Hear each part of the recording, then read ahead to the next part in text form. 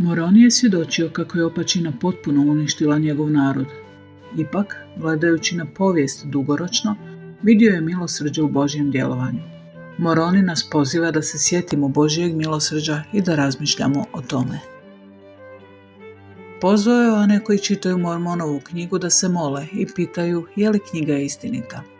Moroni je obećao da će nam, tražimo li s pravom nakonom, Duh Sveti posvjedočiti o istinitosti Mormonove knjige. Kroz Duha Svetoga možemo saznati istinu o Mormonovoj knjizi, Božjoj milosti i svemu ostalome. Također se možemo moliti da saznamo o darovima koje nam Bog daje svakom ponaosob, kao što su mudrost, sposobnost prorokovanja i još mnogo toga. Svi imamo različite darove, ali svrha je ista, blagosloviti nas i one oko nas. Trebali bismo identificirati naše darove i koristiti ih kako bismo pomogli drugima.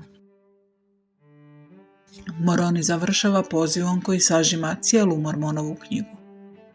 Dođite Kristu i budite savršeni u njemu i odreknite se sve bezbožnosti, a Boga ljubite svom moći svojom, umom i snagom, pa vam je dostatna milost njegova da milošću njegovom mognete savršeni biti u Kristu.